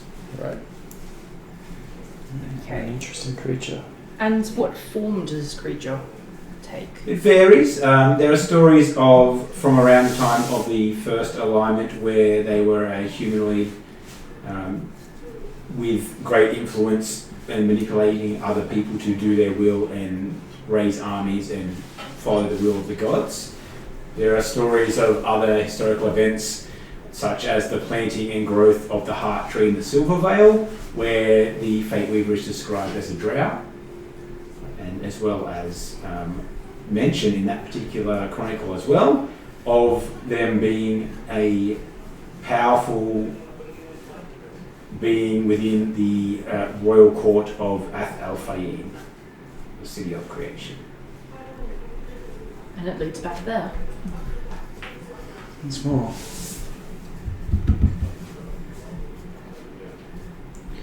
Certainly makes you wonder, the creature like the Fate Weaver, how much control we have over our own destinies. This creature manipulating the planting of the heart tree, what a fascinating thing. And one that has implications for so many years to come. But then again,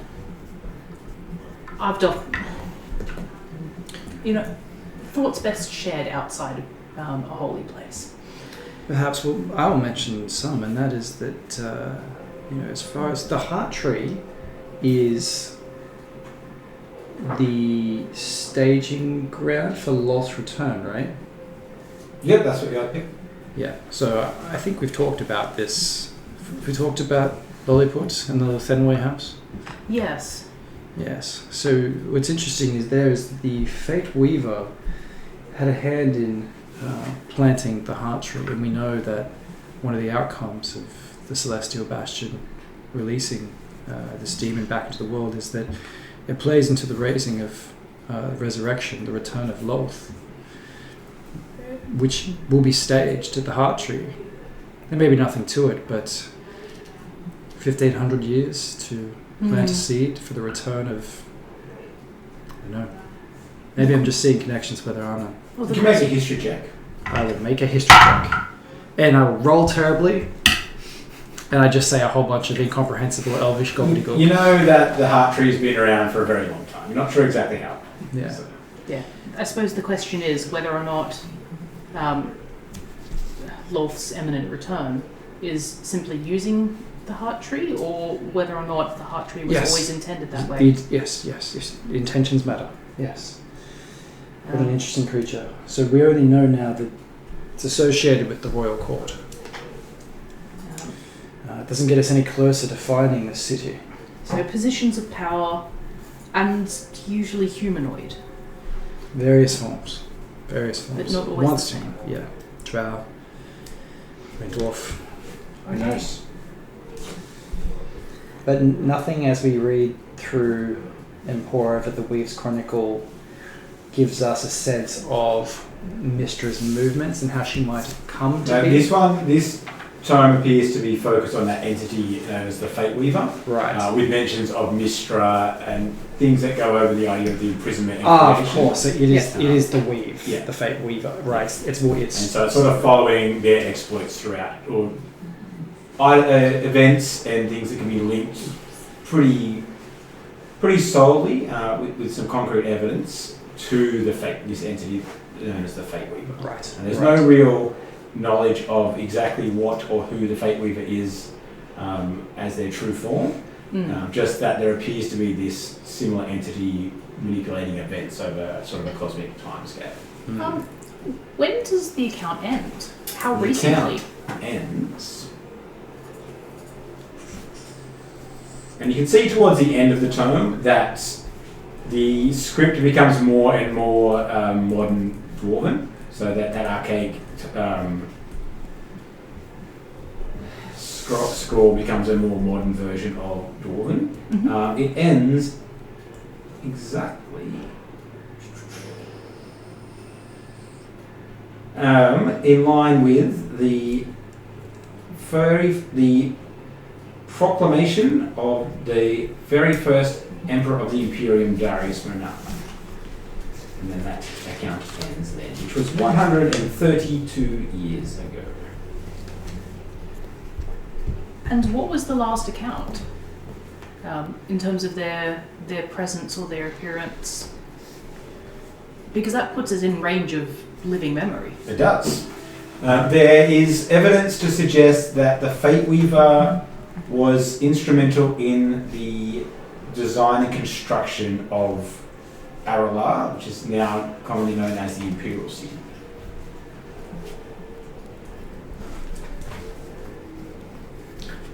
So for Interesting. folks at home, 132 years ago is year zero in the Imperium Foundation. Yes. Yes. Darius Monarch proclaimed himself the Emperor. But yeah, definitely well within living memory then. So that might be something to pursue. Yes. If only if we had a direct line to the Menard throne with this. The questions we might ask of the Emperor. I never dreamed meet him, to be honest. We seem so far away. I would keep my reservations to myself here. Sorry, I forget myself again. No, you are welcome to speak your mind. Just know that I may not agree. Certainly not claiming to be a fan, just So emperor and all. the opposite sentiment is really what got us into this mess to start with. Imagine what the man pouring over these pages. Imagine what he must know. Surely he must be aware of his heritage, how they came truly to power. That is a mystery that I would want to solve for myself. Do we know who the driving force behind the construction of the city was? Were there any... Sorry? Arla? Is that... Yeah. Were there dwarves involved, as there presumably often would be? There were, because in that particular era, after years of sort of civil war between humans in the southern parts of Etheria, about roughly 20 years of combat for Darius Bernard leading a combined force to sort of take over and control all that land. In that year zero, he declared himself emperor of the Aralaran Imperium, and the first foundations of the city were laid. In that particular time, there was relatively good trade relations between all the races. Yes. It wasn't until about 24 years later that there was sort of open hostility between the Imperium and the Elves of the Silver Vale. And these sorts of records would be something that the dwarves would, keep very, very accurately. I suppose one last thing to search up is, are there any dwarves that were involved and potentially present that might be able to give us more insight? Yes, absolutely. You're such a long-lived folk. So does anybody... I'll go on, we'll toddle off to have a look at, see whether there's any record of the construction and architects of the Imperial City. It strikes me that, Olgrim looked old. What might he know? Olgrim looked old before I could remember. And in the King of the Dwarves, was he there at the founding of the Imperium? Would he be older than 132? He was alive and ruling, but he wasn't at the location of No. So what that would mean is that, not only could we ask Olgrim, but you could literally talk to your father about it. That may be a bit more difficult. Okay. I'll leave that alone. My father and I don't often see eye to eye. Are you much taller than him? We are of a height, but it doesn't often feel that way. The weight of the Imperium sits heavy on his shoulders. Well, their boots will do that. So looking at these books that we have, I think it's a great idea to see if there are people within living memory who might know things. I don't know who those people would be. But we do have... We're no closer yet to even having a place to start looking for this city of Athalfien. Is that how I say it? Alfain. Alfain. I literally separated it out, but then I couldn't remember. I had Ath-Al, and then I was like, and like, so do we continue to read through the tomes that are, so we've got Whispers of Lunacy? Perhaps there will be something that tells of cults and their migrations? I don't know. Honestly, that one was more for your friend. If he is potentially under the influence of who they call the Mistress of Madness, you obviously care a lot about each other. Well, we are companions, yes. Yes. Definitely not an arguing married couple. But yes, that one was a small flight of fancy, I will admit. But I thought that potentially you might be able to find something to help him. We're all looking for things here, and yes, I think that ultimately it may be good for us all to know that Lilliput is 100% with us. It's there's too much on the line to take any risks.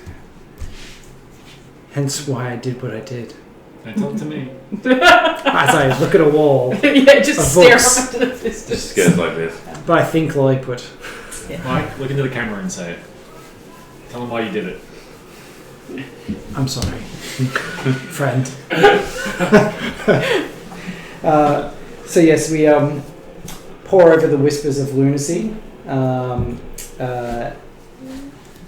specifically seeking to acquire some knowledge of those who are taken in by the cult, what we might expect, how we might counteract common ways that they might lose their minds, perhaps, and ways to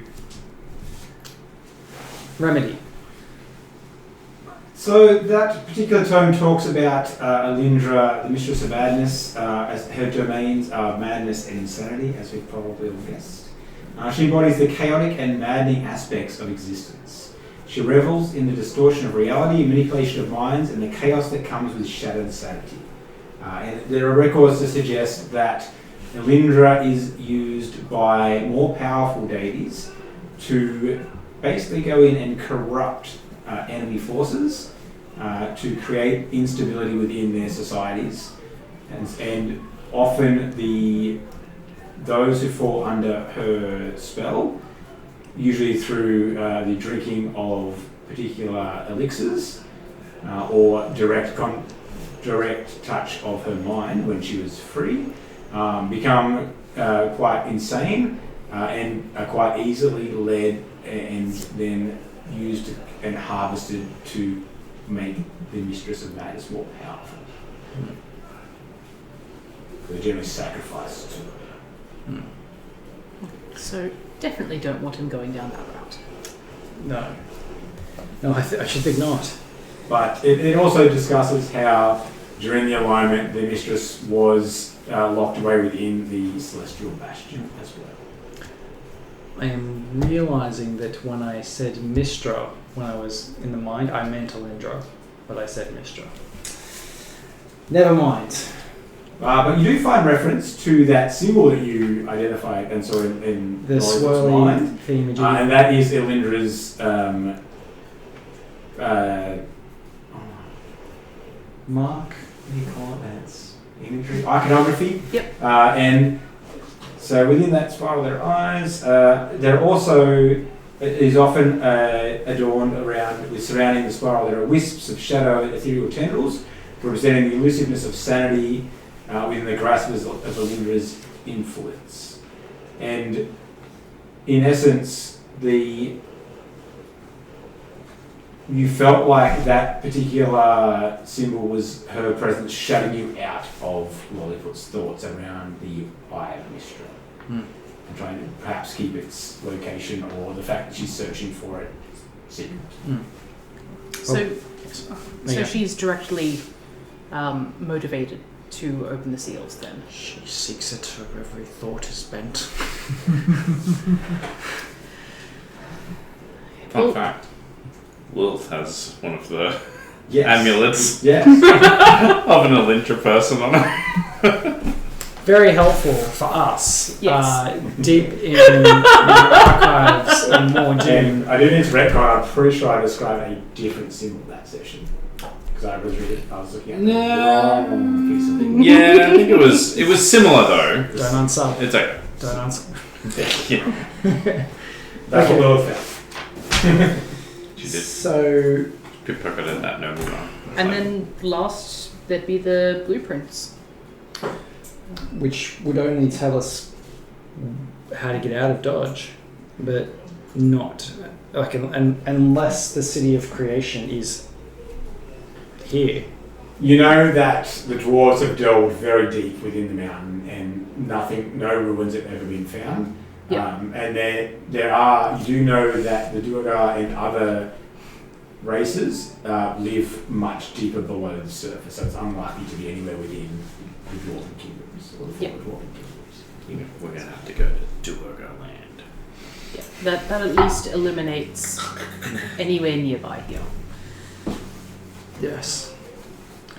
So the blueprints will only be useful insofar as to guide our path forward once we can ascertain which direction to travel. And that's only if we wish to travel through the Underdark to get there. Yes. Yes. It's possible. I mean, I suppose, why do we even think that the Eye of Mystra is in the Underdark? The Forge Master suggested Yeah. that the Temple of Mystra was in the Underdark somewhere. Right, yes. He said the eye was in the Temple of Mystra and it had been buried in the Underdark, or hidden in the Underdark. Do we think he could have been lying? I retcon and do an insight check. No. You sent Algorn off to find No, information actually, I did about- insight check him. He was being truthful. Right, okay. Yeah. Yes. Solid information. So, while this research is happening, a few hours have passed. Algorn does find an ancient tome that suggests that the city of Ath Al-Fain was located, and it becomes quite interesting here in that it describes the world of Amar as a single large landmass, much bigger than Etheria itself. And Al-Fain was sort of in the central area of that large landmass. Before some kind of event occurred, and the land was sundered. And it is likely, the best guess of historians is that the ruins of the City of Creation are somewhere buried deep beneath the southern deserts of the southern sands of the Corlean Desert. Corlean Desert. Being fairly learned, and I suppose we've probably got a scholarly princess, or are you less scholarly, Moira? I do my best, but there are certainly those better at it. Right. What might I know about the Corlean Desert? And I'm happy to. You can roll. You can make... What did you get? I was waiting for you Is to that a symbol or a number? No, it's a number. It's I thought it was a symbol, so I thought it was actually. it's 16, dirty 20. Alright, so, what did you actually? 4. It's arbitrary. The deserts are a very inhospitable area. Mm-hmm. It is rumoured that undead sort of roam deep in the desert, but you've never actually seen them. And there is an imperial outpost on the very sort of northern edge of that desert where it becomes imperial land. And you know that expeditions have been sent and none have ever returned from the sands of the desert. Right. And but specifically in terms of geography, is it part of the main Etherean landmass? Yes. Okay, it's not like Very far south. Yeah, right. Deep south. Deep south. I don't think that thing's Deeper ever south. ever going to get old. Okay, so You're welcome. that's It's at least a start. 52 days. How do we get? Some frustration creeps into Faustus, and he almost like throws the blueprints off the table that's in front of us. So I imagine like it's a big stone table and sort of a reading room or whatever. We have 52 days. Go somewhere that no one's ever returned from. To find a city no one's ever seen. What else can we do? I can't speak of what you've been through to get here, but have you done so in a way that people said it would be impossible before you did it? Only us. To be honest, I don't think anyone else thought we had a chance. They didn't Well, think we'd be there able you to go. find Miranda's blackened heart. That was... No one cared. Look. A sliver. Some of the other slivers. Yes. And the So just to clarify, network guys that's... know you don't have the whole heart. Yeah, we have... details, but we uncovered Semantics. the plot, the courier network in which the blight was being It's spreaded. like a very, very large loose end. No, hold on. It wasn't a loose end. Didn't we leave it comfortably in the hands of Arctic? Where basically we're like, hey, Yeah, but we'll do that off camera. we'll circle back. In essence, but you no. found the sliver that you're looking for, and then you found Lilliput's family servant with other slivers, Yes. and a map that had suggested that other slivers had been planted that you never went and got. Yes, because we believed that the Imperium would now be responsible for taking care of this obvious blight, literally. But you did give that information after. Yes, because we felt that that the end of the world being nigh may be slightly more important than just in the scheme of things, just balancing things up on the whole. Okay, so Absolutely.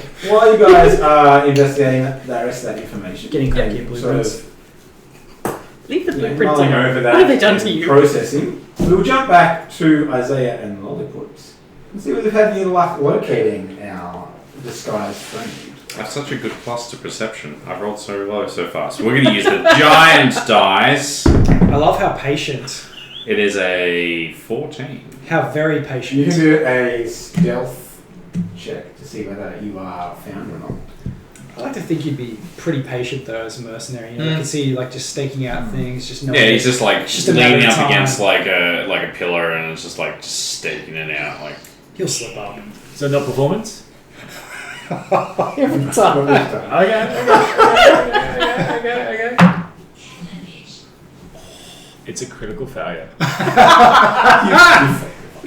You basically turn around and it just runs into you, bumps into each other, and just disguised as the dwarf you've been looking for still. No. Oh, what? No. You said it earlier, you're still that dwarf. No, I did not. I actually, point of order, and looked back on the tape. Check the tape. I specifically said he was not that dwarf anymore. I thought you said he was that. A dwarf bumps into you, and you pick up the scent I'm just of like, the... Oh, beg your pardon. I know. Sorry, just taking me hot noodles and broth. I noticed the bottle that he's got that looks exactly like the one from the thing, and I put my hand on your shoulder and I'm just like, What can I do for you there, Longshanks? don't call me that, Lilliput. You can eat your noodles, but over here, let's have a chat. Lolly who? I'll slap him. Oh! Take your hands off me! Friends! This human is striking us! I see if I can rally the dwarves to my defense. Question. Does disguise self need concentration? I can cast it at will. Yeah, no, but does it need concentration? That's a great question. Yeah. I just want to see if I can break it. I don't know if it does. I don't think it does, No, though. because you can cast other things. That's alright. It's popping up.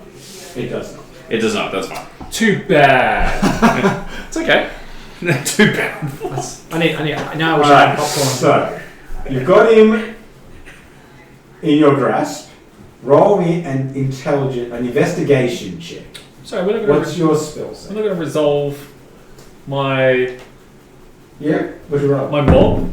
What do you mean, mob? What Little do flash mob. Roll a better. performance check. Oh, excellent. 19. 19, so he passes, he definitely knows it's you because that's what it says here. Intelligence check, investigation check into a DC, which is not nice. That's a natural 20.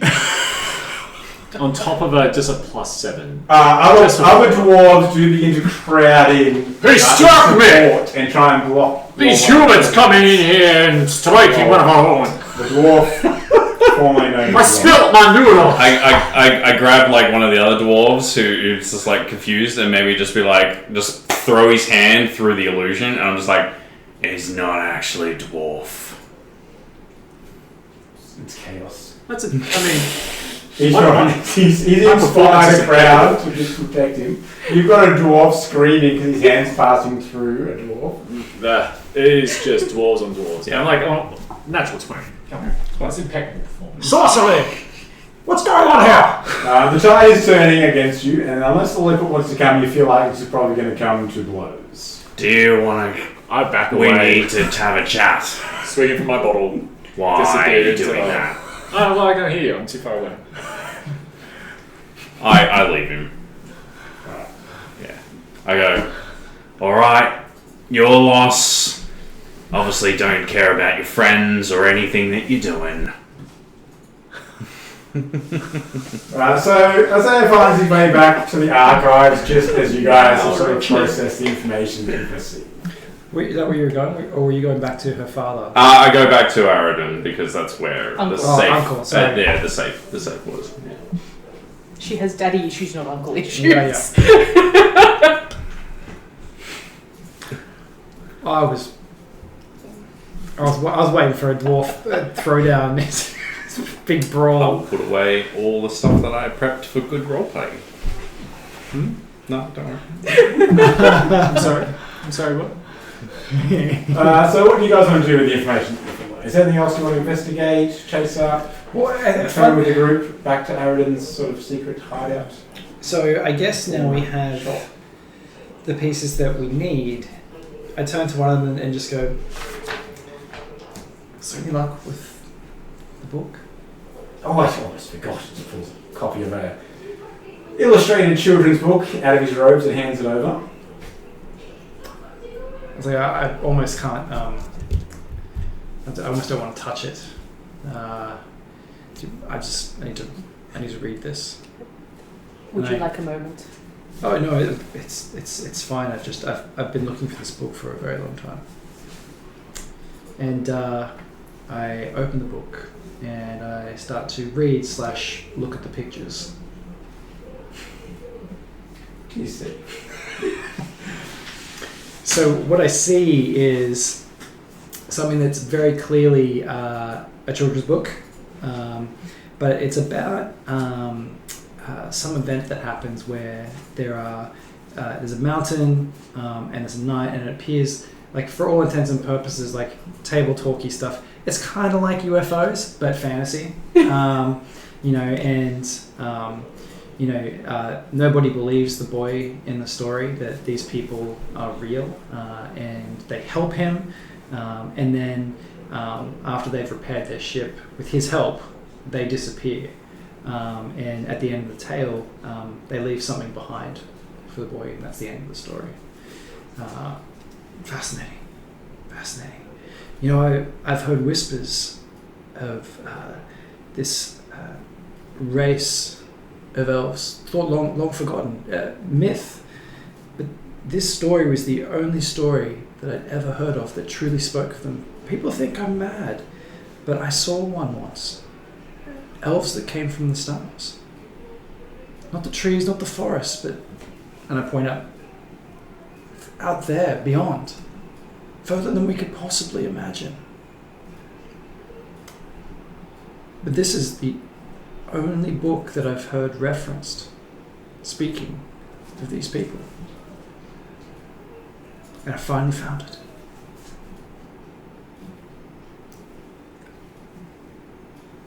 No, don't give me that look.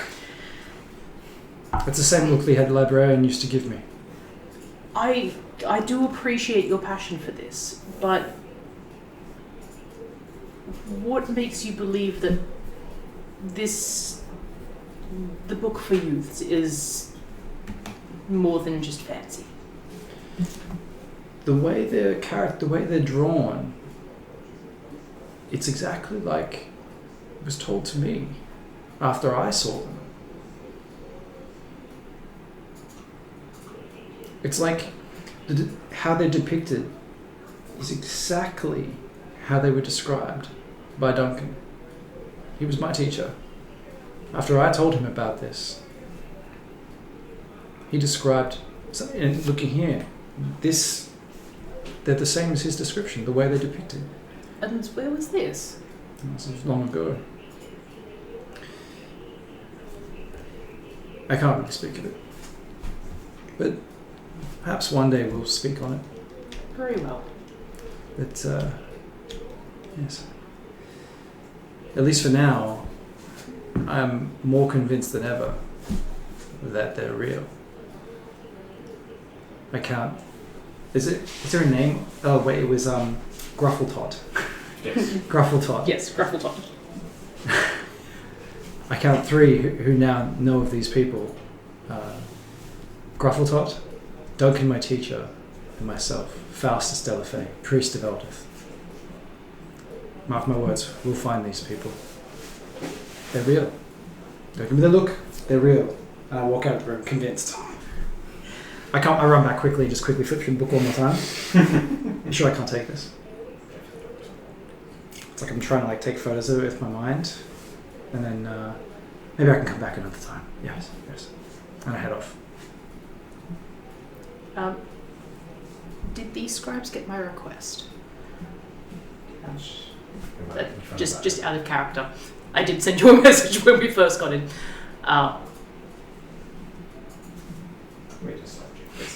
Something that I presume would take a little bit of time. So not necessarily now, but...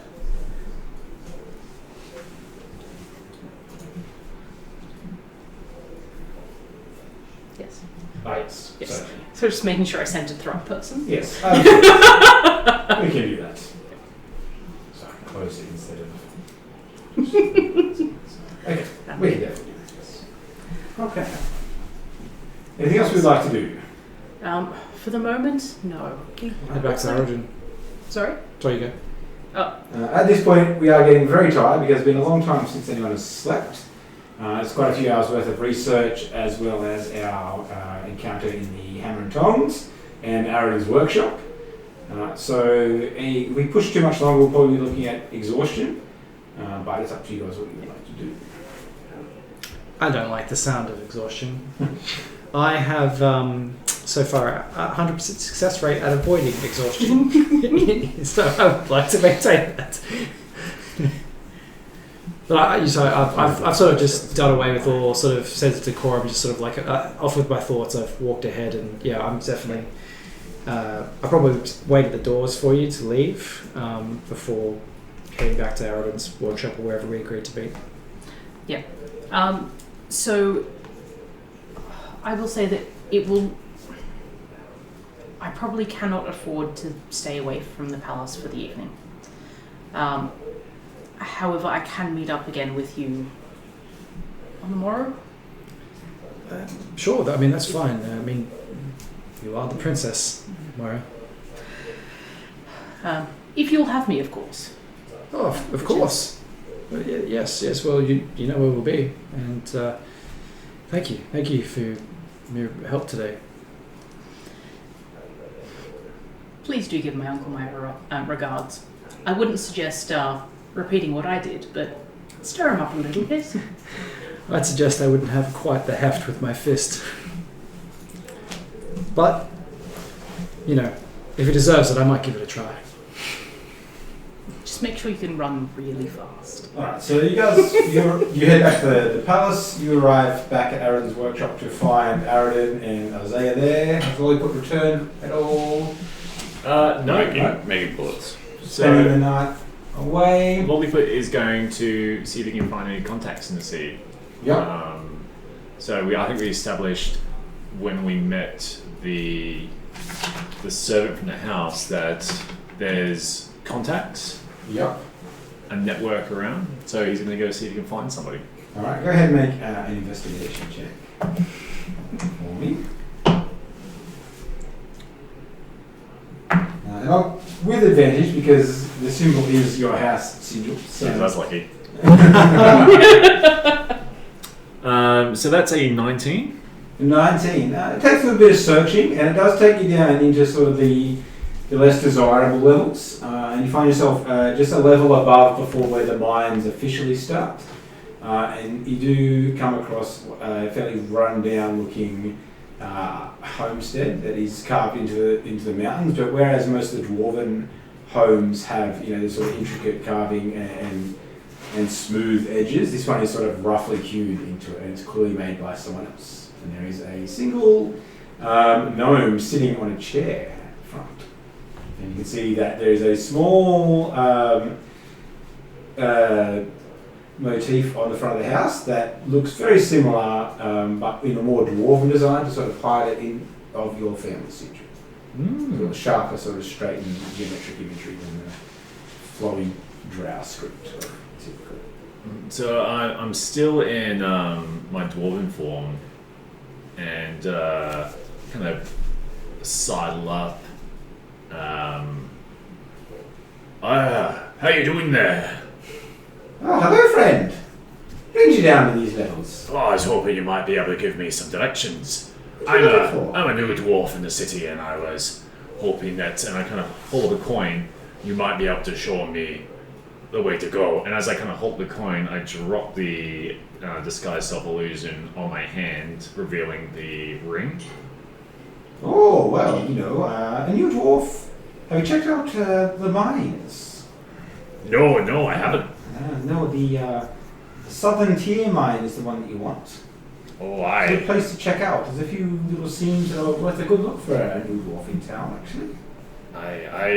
What might I find there?